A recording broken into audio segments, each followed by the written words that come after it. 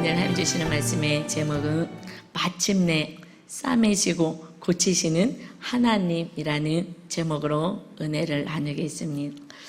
우리 하나님은 마침내 싸매시고 고치길 원하시는 하나님이세요. 그러나 우리가 원하지 않은 때때로 고난도 어려움도 있습니다.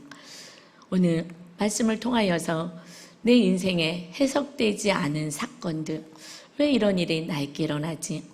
왜 이런 고난이 있었지?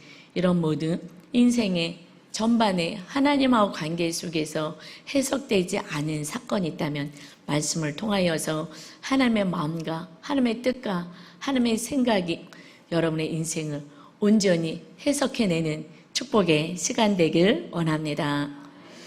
오늘은 말씀은 이사야서 30장 말씀이에요. 5월달부터 이사야서 1장으로 시작돼서 오늘 30장 가져왔습니다. 끊임없이 하나님 백성들 말씀 안에 거하고 내 뜻 안에 거하라. 내가 너를 지키고 돌보겠다. 끊임없이 말씀하시고 경고도 하시고 심판이 말 거야. 그렇게 하시고 그러나 마침내 회복이다. 끊임없이 30장 동안에 심판을 선고하시고 회개하고 돌아오면 회복이 있어. 이 말씀을 30장까지 한 달 반을 말씀을 주셨어요. 그 하나님이 오늘 이 30장에서는 전체 축약파, 우리 인생을 어떻게 하나님 안에서 살아야 되고 하나님 뜻 안에 살지 않았을 때 어떤 일이 일어나고 하나님의 마침내 꿈과 소망과 희망이 무엇인지를 오늘 30장 안에 다 축약해서 우리 인생을 다 기록해 놓으셨어요. 그래서 오늘 이 말씀을 들을 때에 여러분의 인생의 삶에 완전히 변화가 되고 육의 삶이 영의 삶, 하나님의 뜻을 붙잡고 사는 빛의 자녀로 온전히 세워지길 주님의 이름으로 축원합니다. 하나님은 내 뜻 안에 거해야 돼 하고 이사야서 1장부터 말씀하셔요. 이 말씀에 귀 좀 기울여봐. 말씀대로 살아봐.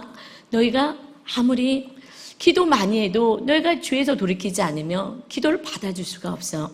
회개하고 돌아오면 그러면 너희들이 이 땅에서 아름다운 소산을 먹게 될 거야. 그런데 만약에 그래도 돌이키지 않으면 이제 전쟁의 칼이 너희를 삼킬 것이야.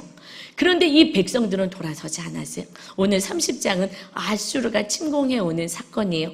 그럼 하나님을 의지해야 돼. 이 사건은 하나님을 의지하라는 사건이야. 그러니까 하나님 앞에 와야 돼. 그러나 그들은 고난 속에서 또다시 애굽의 강대국을 의지합니다.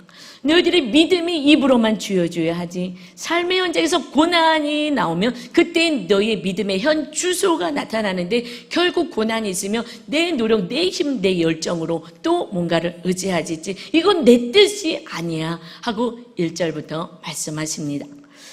그래서 첫 번째는 내 생각으로 사는 인생은 죄에 죄를 더하며 수치를 당하게 된다 말씀하셔요. 내 생각으로 내 뜻으로 살아가는 인생은 죄가 더해지고 죄가 더해지고 마침내 수치와 멸망의 사건이 너희들의 인생에 있게 될 거야. 그것을 경험하게 될 거야. 그러니까 빨리 돌이켜야 돼 하고 말씀하셔요. 이것이 이사야서 30장 1절입니다. 여호와께서 이르시되 패역한 자식들은 화 있을진저 그들이 괴교를 베푸나 나로 말미암지 아니하며 맹약을 맺으나 나의 영으로 말미암지 아니하고 죄의 죄를 더하도다. 죄의 죄를 계속 더하는 거야. 패역한 자식들은 화가 있을 거야. 너에게 어려움의 사건이 있을 거야. 패역하다. 이 패역하는 것은 완고하다. 고집스럽다. 하나님의 뜻에 순종하지 않는다. 하나님의 말씀에 순종하지 않은 자들은 화가 있을 거야. 이런 말 듣기 싫은 거예요. 하나님 앞에 왔으면 그래 여러분 축복받습니다. 하나님 여러분을 돌보십니다. 잘 되실 것입니다. 그런데 이사야서 1장부터 시작해요. 나는 너희가 아무리 많이 기도해도 너희 기도 듣지 않을 거야. 죄에서 돌아서지 않고 회개하지 않은 기도는 그것은 다 허망한 거야 하고 말씀하셨죠. 그래서 돌이켜야 되는 거야. 그들이 개교를 베풀어. 그런데 나로 말미암지 않아. 하나님의 뜻이 아닌 거야. 이 백성들이 아수르의 강대국에 지금 침공의 위기 속에 있습니다. 그런데 개교를 베푼다는 거예요. 이들이 자기들의 생각대로 행한다는 것입니다. 하나님의 뜻엔 관심도 없다는 거예요. 이 위기 속에서 그들은 자기의 생각으로 행하는데 어떻게 행하느냐? 맹약을 맺으며 나의 영으로 말미암지 않은 거야. 맹약을 맺었다는 것이 동맹을 맺고 연합을 해서 누구와? 아수르의 침공에 놀래가지고 애굽으로 내려가서 우리를 도와주세요 하고 있는 것도 다 가져다가 성전에 바친 것도 다 가져다가 다시 금은 긁어다가 자기가 가지고 있는 것들 다 모아다가 또다시 이제는 애굽에 동맹을 맺는다는 것입니다. 나의 영으로 하질 않아. 나에게 물어보질 않아. 이 위기와 고난 속에서 내가 너에게 무슨 말을 하고 싶은지를 듣질 않아. 잘 나갈 때는 축복 주셨어 하고 세상으로 나가고 이거 아니야 기다리다가 하나님께서 할 수 없이 전쟁을 보냈을 때에 고난 속에서 하나님께 나와서 기도해야 되는데 하나님의 뜻하고 상관없이 또다시 맹약을 맺고 다른 거와 동맹을 맺고 있어. 그래서 또 죄를 더하는 거야. 우리들의 생각과 내 뜻대로 살아가며 죄에 죄를 더하는 날마다 죄 속에 살아가는 인생이 됩니다. 그래서 마침내 하나님이 할 수 없이 그래서 바벨론을 보내는 사건이죠. 이 30장에서 아수르 여기서 회개하고 돌이켜야 되는데 돌이키질 않는 거예요. 그리고 또 의지하는 거예요. 오늘 이 역사적으로 기록된 이 사건을 통해서 이 시대에 사는 우리에게 오늘 저와 여러분에게 다시 말씀하십니다. 너가 지금 의지하고 있는 게 뭐니? 내 뜻을 발견하지 않고 하나님의 말씀에 상관없이 살아가는 이것은 멸망인 거야. 너희가 지금 고난 가운데 있어 멈춰야 돼. 그러면 이제 말씀을 붙잡고 하나님의 뜻이 무엇인지 기도해야 된다. 그래서 2절에 말씀하셔요. 그들이 바로의 세력 안에서 스스로 강하려 하며 애굽의 그늘에 피하려 하여 애굽으로 내려갔으되 나의 입에 묻지 아니하였도다. 바로의 세력, 애굽의 왕이에요. 그의 도움을 받고 그들에게 피해갔어. 그리고 나에게 묻지 않았어. 하나님 애굽에 가서 동맹을 구하는 것이 하나님의 뜻입니까? 묻지 않았다. 그 아수르의 사건은 내가 하나님의 방법으로 너를 지키는 전능하신 하나님이 살아계셔. 너를 지키는 건 하나님이야. 이것을 보여주고 싶었는데 너는 더 강대국을 의지하였지 내 입의 말이 아니야. 내 뜻대로 행하지 않았어. 그래서 너희가 더 큰 수욕과 고난을 당한다. 3절입니다. 그러므로 바로의 세력이 너희의 수치가 되며 애굽의 그늘에 피함이 너희의 수욕이 될 것이라. 여러분, 하나님은 우리를 지키시는 하나님이셔요. 그런데 입으로는 주여 주여 믿습니다 하지만 막상 어려움이 닥치면 우리 믿음의 현 주소가 나와요. 믿음 있는 자는 주의 전에 와서 기도하고 하나님의 뜻을 다시 여쭙고, 그렇지 않은 자는 큰일 났다, 이거 망하겠다, 그러고 사방팔방 부지런히 열심으로 나의 노력으로 찾아다니며 그 강대국을 또 붙잡습니다. 하나님께 나와서 나를 붙잡으라는 하나님의 이 고난의 사건에 관심이 없습니다. 믿음이 없으면 그래요. 하나님은 지금 답답해서 저와 여러분에게 말씀하십니다. 큰 소리로 시편 121편 5절 7절 읽겠습니다.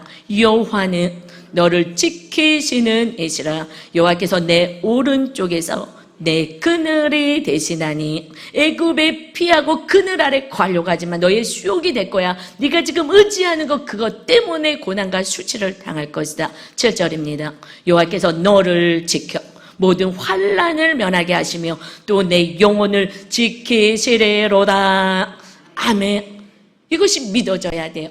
여러분, 고난의 사건 속에서도 이거 믿어져야 돼요. 그래서 하나님 앞에 나와야 돼요. 하나님만 의지하지 못했습니다. 다른 거 의지했습니다. 아수르 의지하지 말라고 연합군을 보냈는데 또 성전에 있는 거 다 긁어다가, 그리고 자기들이 가지고 있는 거, 왕궁에 있는 거 긁어다가 아수르에게 바쳤죠. 그리고 당신의 아들입니다. 그런데 어떻게 됐습니까? 그들이 그것을 다 받아먹고 이제는 이 남유다 백성까지 치러 내려오는 거예요. 우리가 의지하고 우리를 도와줄 거라고 생각하는 그들 때문에 더 큰 고난을 당한다고 말씀하고 있어요. 여러분, 사람 의지하지 마시고 어떠한 거 의지하지 마시고, 고난의 사건은 하나님을 강하게 믿고 큰 믿음으로 세워지는, 그래서 찬란한 빛의 자녀로 세우길 위한 하나님의 보내시는 사건인 것을 여러분 믿으시기를 바랍니다. 그런데 그래도 듣지 않는다는 거예요. 그래도 듣지 않아. 그래서 이사야서 6장에 보면 이사야를 부르시는 장면 가운데 이 백성은 아무래도 듣질 않아. 고난을 보내도 듣지 않아. 언제까지? 10분의 1이 있어도 그걸 붙잡고 끝까지 매달려. 요걸 지키려고 매달려. 그래서 다른 것을 의지하고 막 쫓아다녀서 요 조그만 거라도 붙잡으려고 해. 그래서 10분의 1이 멸망당해요. 그래서 결국 바벨론이나 강대국에 와서 완전히 초토화되고 멸망되고 포로로 끌려갈 때야, 그때서야 하나님 잘못했습니다 한다. 이 백성들에게 지금 말씀을 선포해야 돼요. 여러분이 뭔가를 의지하고 있다면 내려놓으셔야 돼요. 아니면 그저 10분의 1을 붙잡고 이거를 지키려고 한다면 그러면은 그것까지 다 망하게 된다는 거예요. 이 백성들에게 지금 말씀을 선포해야 되니 누가 갈고? 이사야 선지자가 제가 가겠습니다. 너는 허망하게 아무리 말씀을 선포해도 듣지 않는 백성에게 갈 것이야. 정말 열매가 맺혀지지 않아서 통곡하는 그 사역을 할 것이다. 이 마지막 때가 그런 시대예요. 우리는 하나님 의지하기보다 하나님 애굽에 내려갑니다. 애굽이 우리를 도와주게 해주세요 하고 기도하러 나오는 거예요. 내 뜻이 이루어지게 해달라고 기도합니다. 애굽 의지하지 말고 나를 믿고 마침내 천국에 가야지. 이것에 관심 없고 하나님 지금 큰일 났어요. 전쟁이 났어요. 그러니 강대국 애굽을 의지하게 되겠습니다. 하나님 애굽에 내려갈게요. 애굽 사람들이 우리를 도와줄 수 있게 마음을 변화시켜 주세요. 애굽에 내려가는 게 아니에요. 우리는 하나님께 어떻게 기도해야 되는지도 잘 알 수가 없어요. 왜요? 말씀대로 살지 않고 그저 내 뜻대로만 살아왔기 때문에 그래요. 이제 오늘 말씀을 통하여서 매일의 삶이 하나님의 말씀이 나를 다스리고 장악하는 그런 인생이 되길 원해서 오늘 이 30장을 통하여 저와 여러분에게 생명의 말씀을 하나님 아버지의 계획과 마음을 주시는 줄 믿습니다. 오늘 말씀을 전하는데 이사야 선지자가 이렇게 이야기를 합니다. 하나님의 말씀이 안타깝다 말씀하시는 것이 9절이에요. 이사야서 30장 9절. 이들은 반역한 백성이요 거짓말을 하는 자녀이므로 여호와의 가르침을 들으려 하지 않는다. 들으려고 하지 않아. 오늘도 아멘 했어요. 그러면 내일부터 아니 나가면서부터는 달라져야 하는 것입니다. 달라져야 해요. 10절입니다. 그들은 선견자에게 다시는 환상을 보지 마라 하고 예언자에게 이르기를 우리를 위하여 진리를 말하지 마라. 듣기에 좋은 말만 하고 달콤한 말만 하여라. 이렇게 화 있을진정 너희들의 말씀대로 살지 못하면 너희들에게 고난이 올 거야. 이런 소리 하지 마. 듣기 싫어. 이런 얘기 하지 말고 하나님께서 축복하실 거야. 집사님 잘 되실 거예요. 아이고 하나님은 좋으신 하나님인데요. 이렇게 회개를 선포하지 못하게 하고 돌이키지 못하게 하고 그저 지금 사는 것도 잘 될 거예요. 이런 달콤한 얘기만 하라는 거예요. 우리 미래에 대해서 환상 같은 거 보지 마. 나 이런 데 관심 없어. 그러면서 11절입니다. 우리의 길을 막지 말고 길을 비켜줘. 이사야 선지자, 예언자, 이제 하나님의 말씀, 진리의 말씀 나 이런 거 듣고 싶지 않아. 너무 무서워. 설마 이런 일이 우리에게 일어나겠어? 우리 앞에서 더 이상 일시에 거룩하신 분에 관한 이야기 하지 마라. 우리는 내 생각대로 살 거야.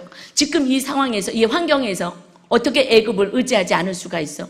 지금 아수르가 쳐들어오는데, 강대국이 쳐들어오는데 우리는 다 멸망당할 건데 붙잡아야 될 거 아니야. 이 상황에서 어떡하겠어? 여러분, 우리는 말씀과 신앙을요 자꾸 타협하려고 그래요. 합리화시켜요. 어쩔 수 없잖아요. 이 상황에서 어떻게 하겠어요? 그래서 나를 바라봐. 합리화하지 말고 말씀은 그대로 아멘 하는 것입니다. 하나님 이 상황 이래서 어쩔 수 없었어요. 그래서 우리는 타협하는 게 말씀이 아니에요.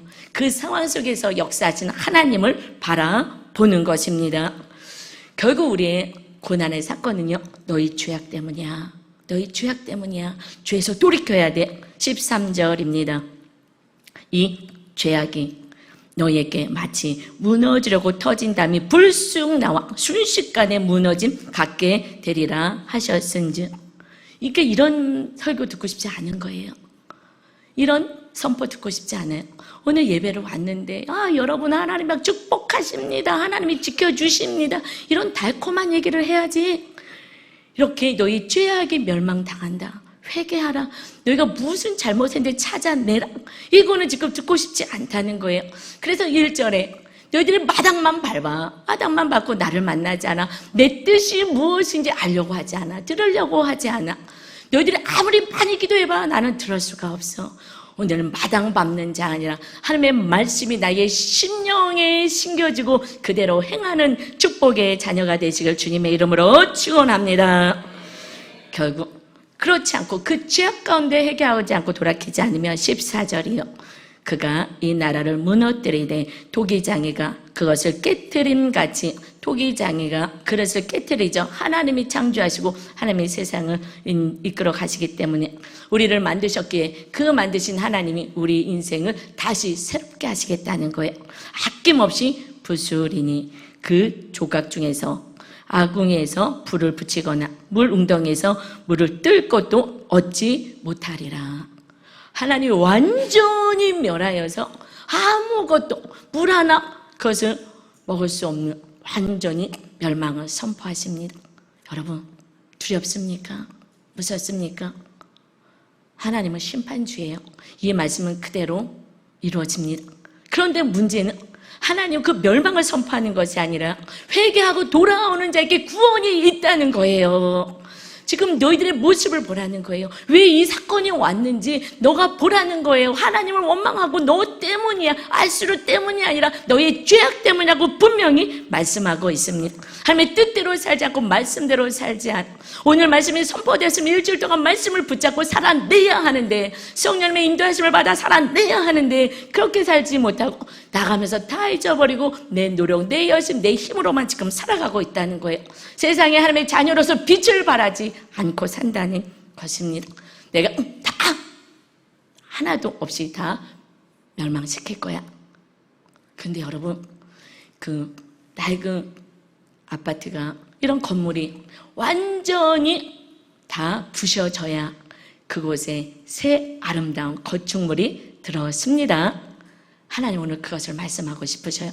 그래서 이번 두 번째 주께 돌아와 주를 의지하며 구원을 받는다. 아멘.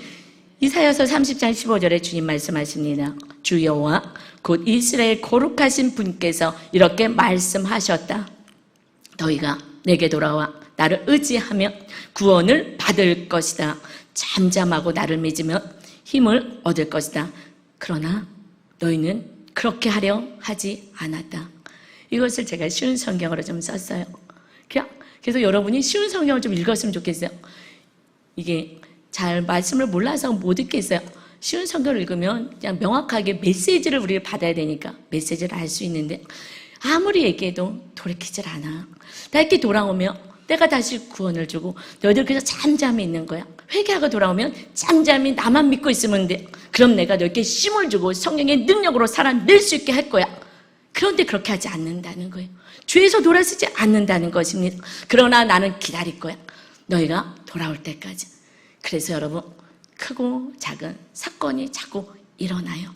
그것이 일어나면 저 사람 때문이야, 남편 때문이야, 자녀 때문이야, 누구 때문에 내 인생은 이렇게 돼서가 아니라 지금 너가 하나님께 온전히 나오지 않아서 온전히 나를 믿지 않고 하나님의 나라가 천국에 세워지지 못하고 이러다가는 천국에도 못 가고 지옥불에 떨어질까 봐 입으로는 주여 주여 하지만 일주일의 삶 속에서는 주님이 주인 되지 않는, 그리고 내가 주인 되고 다른 것을 주인 삼아 살아가는 너희들의 인생에 마침내 지옥불에 떨어지면 안 되기에 할 수 없이 이 사건들을 보낸다. 우리 하나님이요 우리를 구원하기 위해서 예수님을 보내셔요. 어떻게 해요? 죄값을 치루어서 하나님의 아들을 십자가에 매달고요 우리를 흑암의 권세 제약에서 건져내셨습니다. 하나님은요 여러분 100년 동안에 하나님이 잘 믿고 천국 가는 일이 목표이기에 그렇게 사는 자에게 은혜와 축복을 주시고 그래서 결국 천국을 우리를 데려가게 하기 위해서 이 땅에 천국의 삶을 누리게 하기 위해서는 하나님은 다 하실 수도 있어요. 하나님의 아들을 십자가 형틀에 매달 만큼 우리들을 사랑하시는 거예요. 반드시 천국 가야 된다는 거예요. 천국을 사모하고 우리는 살아가야 됩니다. 그러나 천국이 모르는 사람들은요 이 세상에 다인 것처럼 살아가요. 세상 사람들은 천국에 있음을 알지 못하게 이 세상에 다인 것처럼 살아가는데 그들과 똑같이 너희가 넓은 길로 걸어간다는 거예요. 내가 하고 싶은 대로 내 뜻대로 그렇게 산다는 것입니다. 너는 좁은 길로 가야지. 너희들은 천국 갈 백성들이잖아. 마침내 좁은 길로 걸어가는 자가 천국에 주님을 만나는 인생이기에 하나님이 그 아들을 그 십자가에 매달려서 그 극심한 고통을 통하여 우리의 죄값을 치르셨는데 그 어떤 것을 우리에게 행하지 않겠습니까? 반드시 너를 끝까지 나는 기다려서 너를 천국으로 데려갈 거야. 아멘. 그 심판이 마침내 축복의 사건인 줄 믿습니다. 그래서 18절에 말씀하셔요. 그러나 여호와께서 기다리시나니 이는 너에게 은혜를 베풀려 하시며 일어나시리니 이는 너를 긍휼히 여기려 하심이라. 대저 여호와는 정의의 하나님이시라. 그를 기다리는 자마다 복이 있도다. 아멘. 이것을 하고 싶으신 거예요. 하나님 기다리는 거야.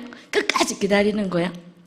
그런데 하나님께 나오지 않고 내 안에 무슨 죄가 있는지 내가 어떻게 사는지 보지 않고 그저 원수 맺고 너 때문에 힘들다고 싸우기만 하니, 그러나 네가 돌이키고 네 모습을 보며 너 안에 주님의 성령이 거하여서 거룩한 차가 될 때까지 기다리겠다. 그래서 기다려서 마침내 우리가 하나님께 회개하고 돌아오며 은혜를 베풀려고 막 일어나신다는 거예요. 너무 기뻐서 일어나시며 긍휼히 베풀어 주시고 불쌍히 여기서 마침내 정의롭게 하나님이 다 원수를 멸하시고 하나님이 심판하십니다. 그래서 그를 기다린 자, 주님을 기다리는 자마다 복이 있도다. 아멘. 어떻게 기다립니까? 기도하며 기다리는 거예요. 이제 회개하고 돌아온 자는 부르짖어 기도해 내가 응답해 줄 거야. 19절입니다. 시온에 거주하며 예루살렘에 거주하는 백성아, 하나님을 믿는 백성아, 너는 다시 통곡하지 아니할 것이라. 아멘. 그가 내 부르짖는 소리로 말미암아 내게 은혜를 베푸시되 그가 들으실 때에 내게 응답하시리라. 아멘. 여러분, 회개하고 돌아와서 기도해야 하는 거예요. 회개는요 입으로 하는 게 아니에요. 시작했죠. 몸으로 돌이킬 때에, 그때 회복이 그때 일어나는 것입니다. 입으로 하나님 잘못했어요. 그래, 알았어. 그러면 삶이 말씀으로 변화돼야지. 미워하는 사람 용서해야지. 정욕으로 살았던 삶을 청산해야지. 회개하고 돌아섰을 때 그때 회복의 역사, 하나님이 우리 삶의 응답의 역사가 있습니다. 입으로만 회개하는 건요 아직 시작이에요. 마침내 그러기 위해서 행함까지 가려니까 우리 힘으로 할 수 없어서, 그래서 너희들이 삶의 생수의 강이 나오게 하기 위해서 내가 너에게 고난의 물을 주는 거야 말씀하셔요. 이사야서 19장이었죠. 20절 이어서 19절 이어서 20절 보겠습니다. 주께서 너에게 환난의 떡과 고난의 물을 주시나 내 스승은 다시 숨기지 아니하시리니 내 눈이 내 스승을 볼 것이며. 이제 네 눈에서 스승 하나님을 보게 된대요. 무엇 때문에? 환난의 떡과 고생의 물을 먹고 너에게 줬기 때문에.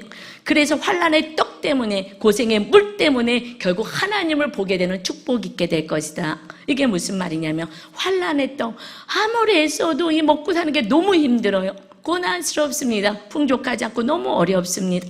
무엇을 먹고 어떻게 살아야 돼? 그 환난의 떡이 너에게 지금 임하는 고난의 사건이 있다는 것은 이것을 통하여서 너희가 말씀으로 사는 인생이 되게 하기 위해서 지금 고난의 떡을 먹고 있는 거야.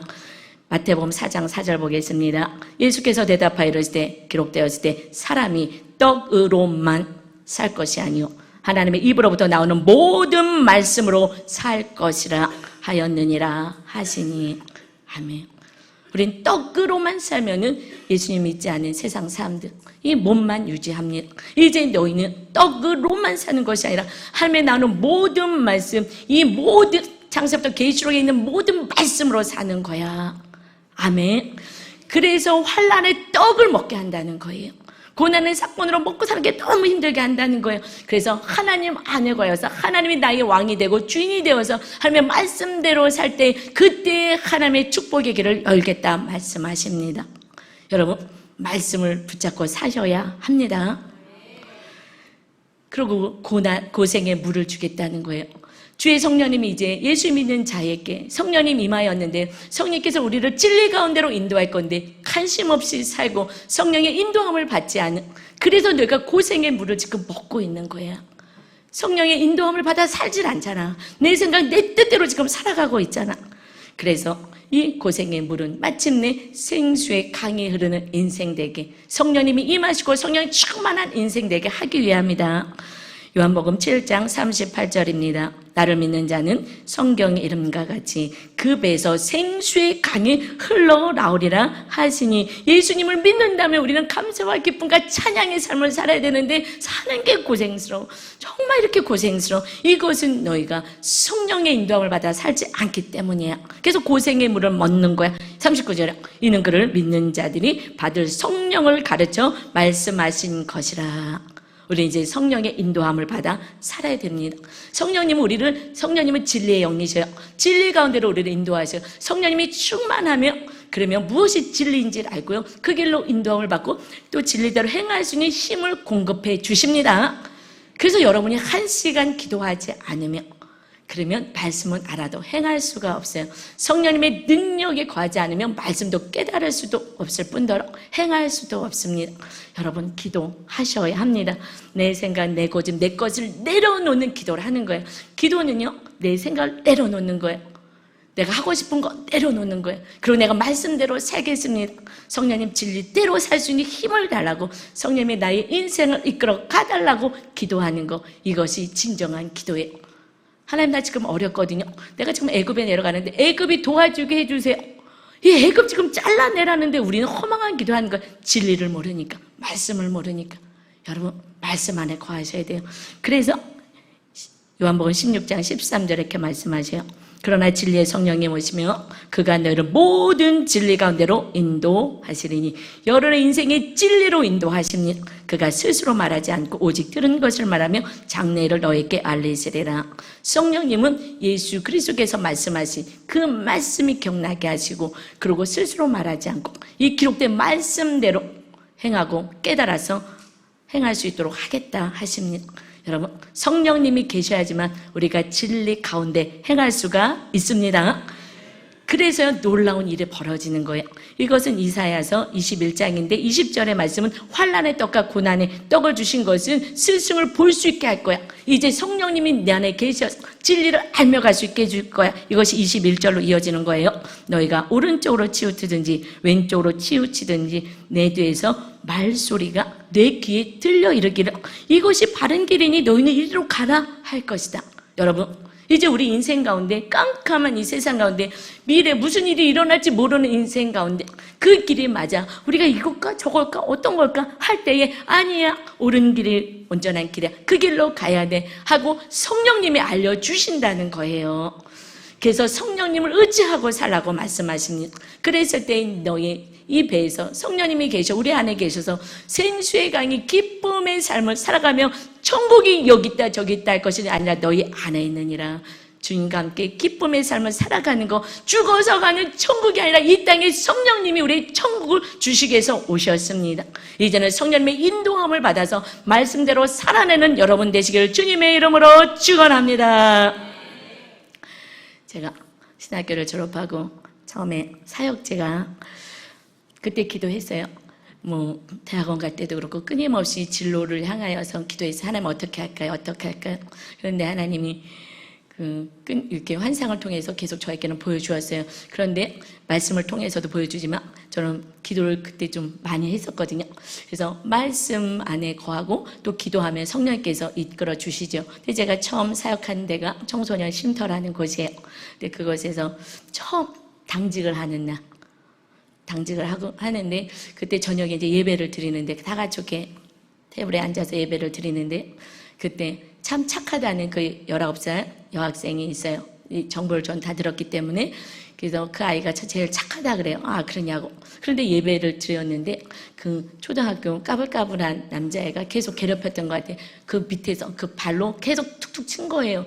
그랬더니 이 아이, 저는 이제 그거는 몰랐죠. 이 아이가 그 제일 착하다 했던 19살 여학생이 벌떡 일어나서 그 성경책, 예배 시간 성경책을 집어 던지며 XXX 욕을 하면서 걔를 막 패기 시작하는 거예요. 너무 놀래갖고 막 뛰어냈어요. 그리고 그 순간에 내가 처음 왔다고 얘가 나를 만만히 보나 하는 생각도, 나를 무시하나 하는 감정도 올라왔어요. 우리는요, 이 감정, 생각이 나를 주장하잖아요. 이것을 내려놔야 되거든요. 이 생각이 딱 올라오고 감정도 나의 부식함의 감정이 딱 올라왔어요. 그리고 옳고 그름으로 정리해줘야 되겠다는 마음이 왔어요. 예배 시간에 이런 짓 하는 거 아니야. 다른 시간보다 아니고 어떻게 하나님께 예배하는 이 시간에 그것도 성경책을 집어 던지고 애를 패? 이건 안 돼. 바른 교육을 해야지 하는 제 생각이 여러 가지가 순간 찰나적으로 들어왔어요. 그래서 근데 저희가 그 순간에 성령님 어떻게 할까요? 성령님 어떻게 할까요? 저는 기도의 많은 부분이 결정할 때는 어떻게 할까요? 성령님 알게 해주세요. 지나다니면서 성령님 어떻게 할까요? 여기 올라올 때 성령님 저는 그냥 올라갑니다. 제 입술을 통해서 성령님이 말씀하시고 성령님의 말씀이 심겨지게 하시고 성도들의 말씀대로 행할 수 있게 해주세요 라고 기도하며 올라와요. 이렇게 손을 내밀고 와요. 성령님 먼저 올라가세요. 저는 따라갑니다. 이렇게 하고 오거든요. 그때도 성령님 지금 어떡하죠? 찰나적으로 이 아수라장 속에서 찰나적으로 애들 막 놀래갖고 있고 저도 놀래고 있는 그 상황 속에서 성령님이 공감해라 공감해라 제 마음 안에서 소리가 들리는 거예요. 저는 지금 여러 가지 생각이 막 무식함에 여러 가지가 있는데 공감해라. 그래서 그때에 제 생각 다 감정 내려놓고 너가 예배 시간에 여러분 공감이라는 건요 집에서도 해보세요. 이렇게 하는 거예요. 그 상황을 그대로 읊어주고 같이 느껴주는 거죠. 네가 예배 시간에 이 성경책을 집어들고 그것을 던지고 그리고 그 아이를 막 때릴 정도로 힘들었구나. 간단하죠? 이게 공감인 거예요. 그 상황을 다 받아주는 거죠. 네가 어떻게 이렇게 할 수가 있어? 이거는 심판주 하나님이 하시는 거고요. 네가 그렇게 할 만큼 인생이 힘들었구나. 여태까지 힘들게 살았구나. 너 괴롭힘을 많이 당했구나. 그랬더니 덩치가 큰 여자아이가 바닥에 철퍼덩 주저앉으며 정말 땅을 치며 어르신처럼 통곡을 하는 거예요. 내 인생이 너무 힘들었어요. 나는 부모한테 버림을 받고 이곳에서 사는데 아이들이 나를 무시하고 저거 조그만 곳이 맨날 나를 괴롭히고 너무나 인생이 힘들게 살았어요 하고 우는 거예요. 그래서 그 아이를 꼭 안아주고 나는 힘들 때 이렇게 한단다. 어떻게 해요? 하나님께 기도하지. 하나님이 우리 아버지거든. 우리를 다 지켜주셔. 그래서 나랑 같이 기도할까? 네, 그렇게 하겠어요. 그래서 기도하는 걸 알려줬어요. 하나님 아버지, 나 지금 이런 상황 때문에 힘들어요. 나 좀 도와주세요. 라고 기도하면 돼. 그랬더니 그 아이가 목을 놓아 기도하는 거예요. 하나님, 나 힘들었어요. 엄마가 나를 버리고요. 누가 애들이 나를 무시하고요. 나는 왕따를 당했고요. 하면서 철철철철 울면서 회개를 하고 하나님 도와주세요. 하나님을 붙잡으니까 그때 주의 성령님이 그의 삶 가운데 임하여서 그가 완전히 다른 인생이 되는 거예요. 그 모습을 보면서 아이들이 한 명, 두 명 다 몰려와서 그 밤에 통곡의 붕해가 그곳에 임했어요. 그리고 아이들이 예수님을 믿기 시작합니다. 그 아이가 예배 때 맨 뒤에서 턱 깨고서 그냥 할 수 없이 앉아있던 아이가 거기가 목사님이 그 운영하는 쉼터, 청소년 쉼터기 때문에 다 주일날 예배를 드리는데 할 수 없이 앉아있던 아이가 맨 앞에서 예배해요.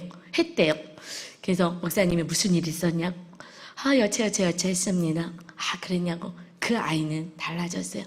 그리고 그 아이는 얘기해요. 나는 이제 선생님이 믿는 하나님을 나는 믿을 거예요. 제가 일주일에 한 번 당직할 때마다 그때마다 저는 그 아이 방에서 제 숙소도 있는데 거기서 안 자고 그 아이 방에서 그 손을 붙잡고 자기 시작했어요. 그 아이는 밤새도록 잠을 안 자고 내 손을 붙잡는데 팔이 저려도 어떻게 할 수가 없어. 빼는 것이 사랑을 다시 또 이렇게 박탈하는 느낌이 들까봐 아침에 일어나면 팔이 다 저리는데 그 아이는 안 저리겠어요? 여러분, 우리 주위에 사랑 때문에 아파하는 영혼이 많이 있습니다. 왜 저렇게 괴팍해? 그 안에 주님의 사랑이 없고 누군가가 공감해주지 않고 맨날 야단치고 옳고 그름만 따지기에 눈치 보고 힘들어하는 영혼이 많죠. 그래서 그때 내 생각, 내 고집대로 하지 않고 제가 기도하여 성령님 어떻게 할까요? 했을 때 성령님의 음성이 들려왔어요. 여러분, 날마다 성령님의 음성을 쫓아 살려고 우리가 기도할 때에 주파수가 맞춰지기 시작해요. 처음에는 안 맞춰져요. 아까 재미있는 일이 있었어요. 오늘 내일부터는 이제 갈라디아서를 묵상하거든요. 그런데 저희가 그 캐비넷에 지금 5권이 남아 있는 거예요. 오늘 이거 가지고 가세요. 5권 있으니까 선물로 드립니다. 그래서 그 뒤에다 갖다 놓으라 그랬거든요. 그래서 한 사람한테 부탁을 했어요. 그 캐비넷 안에 5권이 있으니까 내일부터 이제 갈라디아서 6장이니까 이제 짧으니까 말씀대로 사는 훈련을 할 수 있도록 묵상집을 뒤에 갖다 놔라. 그런데 안 갖다 놔요. 그래서 다시 불렀어요. 왜 묵상집을 안 갖다 놨냐? 그랬더니 저는 1층에 갖다 놓으라는 줄 알고 1층에다 갖다 놨습니다. 아니야. 왜냐면 제가 바로 드리려고 2층에다가 갖다 놔. 그랬더니 네 그랬어요. 그랬더니 가져왔는데 저는 요번 거 남아있는 거 6월달 거 내일부터 갈라디아서 할 수 있게끔 주려고 했는데 다음 달 7월 달 거 새 책을 가지고 온 거예요. 그래서 제가 그때 알았어요. 야, 나랑 아직 안 통하는구나. 우리가 처음에는요, 이렇게 제가 안에 갈라디아서를 묵상할 수 있도록 남은 거, 이것을 여러분에게 선물 드리고 싶은 마음이었는데, 그것을 새 책에 왔으니까 새 책을 주라고 하는지 알고 새 책을 가지고 온 거예요. 처음에는 하나님하고 코드가 맨 처음엔 딱 맞춰지지 않을 수가 있어요. 내 뜻대로 살았다면 그 자매도 새 책이 나왔으니 새 책을 봤거든요. 그러니까 새 책 나왔으니까 새 책 주려고 그러시나 보다. 저는 갈라디아서 하고 싶은데 이렇게 하나님하고 매치가 안 돼요. 나중에 물어보면 그 책 주라 그랬잖아요. 그런데 그 책이 생각하는 게 틀린 거예요. 여러분, 하나님의 음성을 나는 들었어요. 착각하는 경우 많이 있습니다. 그래서 가장 정확한 것은요, 말씀에 다 기록되어 있고 성령님께서 내가 스스로 말하지 않는다 하셨어요. 말씀이 항상 모든 것이 위가 돼야 합니다. 그래서 말씀을 붙잡고 살 때에 주의 성령님의 인도하심을 받을 수가 있는 거예요. 여러분, 그때에 어떤 일이 벌어지느냐, 이제 우리가 말씀대로 조금씩 살아낼 때에 그때 우리 안에 깊은 뿌리에 있는 그러한 우상이 던져지는 역사가 있습니다. 세 번째요, 의지하던 우상을 던질 때 주님의 축복이 임합니다. 아멘. 이제 성령의 음성을 따라서 하나하나 살며 말씀을 통해서 우리 삶을 비춰가게 되면 내 죄가 드러나고 무엇이 잘못되는지 알게 되면 22절이에요. 또 너희가 너희 조각한 우상에 입힌 은과 부어 만든 우상에 올린 금을 더럽게 하여 더럽게 여겨서 불결한 물건을 던짐같이 던지며 이르기라 나가라 하리라. 언제? 성령의 음성을 쫓아 말씀을 쫓아 할 때에 그때 이제 나는 하나님을 붙잡고 하나님의 말씀대로 살 거야. 성령의 인도함을 받아 살 거야. 할 때에 이제 내가 의지했던 애굽이고 뭐고 다 던지는 역사가 있을 거야. 그때의 축복이 있지. 23절입니다. 그때가 오면 같이 읽어볼까요? 여호와께서 너희에게 비를 내려주셔서 땅에 씨를 심으면 그 땅에서 많은 작물을 거두게 될 것이다. 그날이 오면 가축에게 먹일 것도 많을 것이며 양떼가 풀을 뜯을 목장도 넓어질 것이다. 밭가는 소와 나귀도 삽과 갈기로 까부른 사료로 마음껏 먹을 것이다. 그때는 농경사였잖아요. 그래서 아무리 열심히 씨를 뿌리고 해도 비가 내려오지 않으면 말짱 꽝이잖아요. 여러분, 아무리 직장생활을 열심히 하는 것 같아도 하나님께서 은혜의 단비를 내려주지 않으면 이 땅에 은혜의 삶을 살아갈 수가 없습니다. 그래서 25절 말씀하셔. 마침내 회개하고 돌아오는 그 백성들에게 수많은 적들이 죽임을 당하고 망대들이 무너지는 날에, 회개하고 돌아오는 날에, 내가 의지했던 그것을 내려놓는 날에 모든 높이 솟은 산과 언덕 아래로 시냇물이 흐를 것이다. 그래서 풍족한 인생이 되게 한다는 거예요. 하늘에서 비를 내렸기 때문에 어느 곳에든 자녀의 인생과 사업장의 인생과 모든 인생 가운데 은혜의 단비가 흘러 넘치게 된다는 것입니다. 아멘. 하나님 이것을 말씀하고 싶은 거예요. 처음에는 무섭게 시작했지만 이것은 두려운 하나님이 아니야. 은혜를 준 하나님이 너희가 너희 죄를 보질 않아. 그리고 저 사람 때문에 하고 저 사람만 욕을 하고 더 죄를 더 하고 있기 때문에 그래. 26절 마지막 절이죠. 여호와께서 자기 백성의 상처를 싸매시며 그들의 맞은 자질을 고치시는 날에는 달빛은 햇빛 같겠고 햇빛은 7배가 되어 7날의 빛과 같이 같으리라. 아멘. 마지막으로 정말 내 죄를 보고 이 고난이 나의 잘못 때문이었구나, 나를 온전케 하실 하나님의 은혜의 축복의 사건이구나 라고 하고 회개하고 돌아와서 내가 의지했던 거 다 내려놓고 오직 하나님이 나의 주인 되십니다, 나의 삶의 모든 것 되십니다 라고 고백하는 자에게 마침내 풍족한 은혜와 그리고 싸매시고 고치시고 나서 달의 빛의 삶을 살았다면 이제 태양처럼 찬란한 빛이 나는 인생이 될 것이고, 그 전에 찬란한 인생의 빛 같은 삶을 살았다면 7배나 더하는 찬란한 주님의 빛을 세상 가운데 비치는 존귀한 자로 살게 될 것을 말씀하십니다. 하나님 이렇게 소원하시는 것이 이런 삶인 거예요. 하나님이 어디 있어? 하나님이 어디 있어? 자녀들이 그 누구도 하나님이 어디 있어? 우리들을 통하여서 빛으로 주님을 보여주는 천국이 임하여서 천국의 삶을, 주님이 이끄시는 삶을 살아서 천국이 아빠 마음 안에 있잖아. 아빠 보면 모르니? 아빠의 삶, 엄마의 삶, 내 삶을 보면 알 수 있지. 그래서 빛이, 햇빛같이 찬란한 빛이 7배의 찬란한 주님의 빛을 비춰서 모든 영혼들이 주께로 돌아오게 하는 축복의 통로로 사시기를 주님의 이름으로 축원합니다. 이것이 하나님의 믿는 인생인 것입니다. 나머지 것은 내가 더하는 거야. 내가 비를 내려줄 거야. 아멘. 말씀을 보지 않으면 내 죄는 보이지 않습니다. 죄라는 것은 말씀대로 살지 않은 거거든요. 그 말씀을 펼쳐야 죄가 뭔지 분별이 되죠. 한 여자 집사님 묵상 간증을 나누겠습니다. 저희 교회는 묵상을 하죠. 하는 것은 내 죄를 보라는 거예요. 날마다 말씀을 통해서 저 사람 보지 말고 나 보고 내 죄를 씻고 성령님이 거하시 그러한 전이 되라 하죠. 이 집사님 간증 읽어드릴게요. 저는 초등학교 3학년 때 우연히 포르노 잡지를 보게 되었습니다. 호기심에 반복해서 보다 보니 어린 제게 죄책감과 수치심이 생겼습니다. 건강한 성교육을 받거나 하나님의 창조론을 이해한 나이가 아니었기에 남자는 여자를 성적인 대상으로만 이용하는 짐승이라는 생각이 무의식 위에 자리 잡았고, 여자는 스스로 자신을 보호해야 한다는 생각을 하게 되었습니다. 그런 죄책감과 수치감을 감추고자 도덕적 잣대를 엄격하게 내밀었고 남자를 경쟁 상대로 여기며 스스로 강하려고 하였습니다. 하지만 그런 저에게 문제가 있다는 생각을 한 번도 해본 적이 없었습니다. 우리의 부모의 가르침, 세상의 가르침, 또는 이렇게 어려서 초등학교 때 포르노 잡지를 계속 보는 여학생이 결국 성적인 정체성의 문제도 생기는 거예요. 그래서 이 많은 경쟁 상대로 남자를 보게 되고, 결혼의 문제도 있고 결혼해서도 더 문제도 있고 이렇죠. 그래서 하나님의 모든 것을 비춰주세요. 우리 인생의 잘못된 모든 것을 다 비춰주시거든요. 그래서 대학에 입학한 저는 남자보다 우위를 차지하려고 노력했고 원인이 뭔지도 모른 거죠. 남자에게 의존하는 여자들을 속으로 무시했습니다. 그리고 결혼했으면 얼마나 남자를 무시하겠습니까? 원인을 찾으려면 말씀을 알아야 돼요. 성령께서 진리로 보여주십니다. 저는 그런 저의 열등감과 수치심을 성품으로 감추고 괜찮은 척 가면을 쓴 채 선교단체 활동에 전념하였습니다. 제 죄를 보지 못하니 구원에는 관심 없는 리더로 살았는데 그저 인정받으려고 열심히 일할 뿐이죠. 어느 날 문득 모든 것이 저의 문제라는 생각이 들었습니다. 그것은 하나님의 전적인 은혜였습니다. 그러다 믿음의 공동체로 인담을 받아 말씀 묵상으로 제 죄를 보고 저의 음란과 교만을 고백하며 죄삼의 은혜를 경험했습니다. 제가 할 수 있는 것이 없었기에 예배와 구역 모임에 참석하며 순종의 자리에 있었습니다. 자기 백성의 상처를 싸매주시고 회복시켜 주시는 주님께 죄책감과 수치심, 남자에 대한 열등감, 아버지와의 관계에서의 상처, 왜곡된 성 정체성과 성 역할에 대해 고민하며 주께 부르짖었습니다.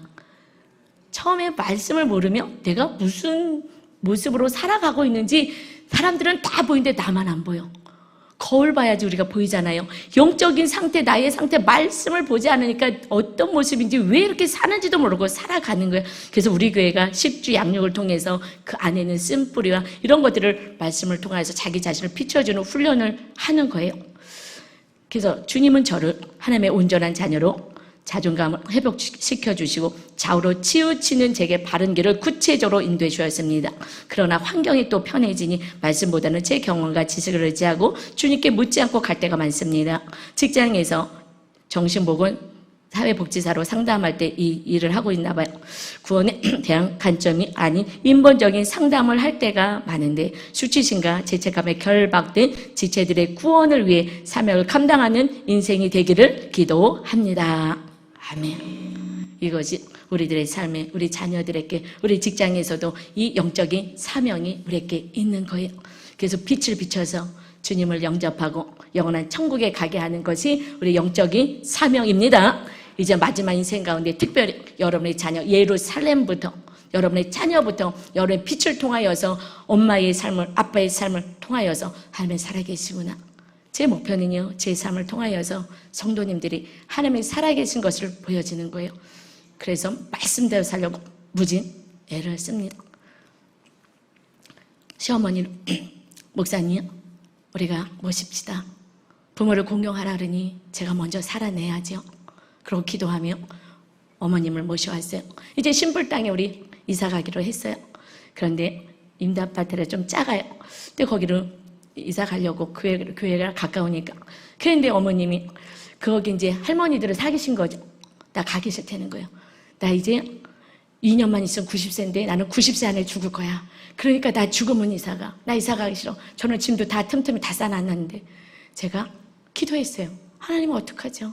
나 너무 가고 싶어요. 나 여기 교회 가까운 데로 좀 작아도 거기서 살고 싶어요. 새 집에도 살고 싶어요. 그런데 하나님의 뜻이 음성이 들리나 마나 부모를 공경하는 것이 하나님의 뜻이라는 걸 제가 알기에. 그래서 제가 목사님께 이사 안 간다고 어머니께 말씀드리세요. 불안해하지 말고 걱정하지 말라고 말씀드리세요. 그리고 짐을 풀고 그리고 어머니께 여기서 살 거라고 걱정하지 마시라고. 그리고 풀었는데 그날 짐을 푸는 날이요. 여러분 눈물이 여기서 줄줄줄 나는 거예요. 왜 그러지? 난 그게 슬프지 않은데. 그런데 내 뜻을 이루고 싶은 이 열정과 이 욕구가 인간의 생각이요. 세상에 그까짓 게 뭐라고 이사 가는 거 내가 가고 싶은 거 가지 말고 나중에 가라는데 이것을 내려놓는데도요. 저도 모르게 눈물이 흐르는 저의 모습을 보면서 야 작은 거 하나 말씀대로 사는 게 이렇게 힘들구나. 그러나 하나님의 무엇을 기뻐하시겠나. 내가 여러분 앞에서 설교를 내 뜻대로 살아간다면 할 수가 없어요. 이런 설교를 할 수가 없어요.